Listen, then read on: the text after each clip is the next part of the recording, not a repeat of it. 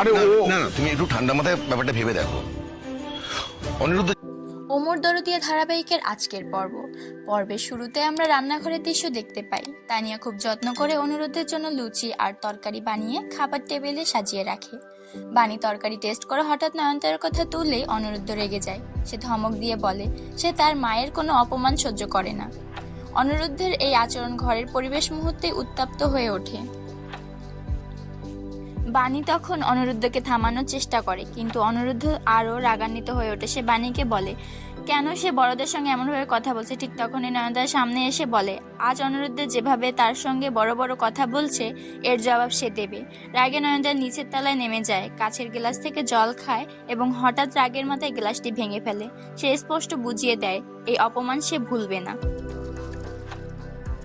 এর পরের দৃশ্যে আমরা দেখতে পাই গাড়িতে বসে করবী তাপসকে জিজ্ঞেস করছে তার ছেলের রিসেপশন পার্টি কেমন হলো। তাপস এড়িয়ে যাওয়ার চেষ্টা করলেও কথার মাঝেই তারা রাস্তার মোড়ে অন্তরাকে অর্জুনের সঙ্গে দাঁড়িয়ে থাকতে দেখে। তাপস হঠাৎ গাড়ি থামিয়ে দেয় এবং করবীকে প্রশ্ন করে এই ছেলেটা কে। পরিস্থিতি আরো জটিল হয়ে ওঠে।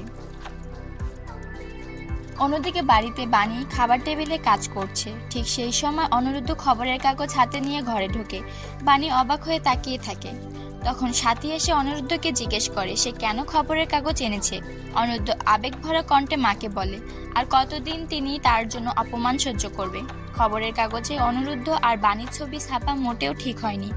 অনিরুদ্ধ বোঝাতে চায় এই বিষয়টা তাদের সম্মান নিয়ে প্রশ্ন তুলেছে। সেখানে শিবনাথ রায় মল্লিকে জিজ্ঞেস করে ভাইয়ের বিয়ের কোনো সিদ্ধান্ত হয়েছে কিনা। নিশানী তখন বলে এখনই বিয়ের কথা ভাবার সময় নয়। ঠিক তখনই মল্লি খবরের কাগজে অনিরুদ্ধ আর বাণীর ছবি দেখে। বাগানে এসে সবাইকে দেখায়। সে গর্বের সঙ্গে বলে দেখো অনিরুদ্ধ আজ কোম্পানির সিইও হয়ে নিজেকে প্রমাণ করেছে। কিন্তু মুহূর্তের মধ্যে পরিস্থিতি বদলে যায়।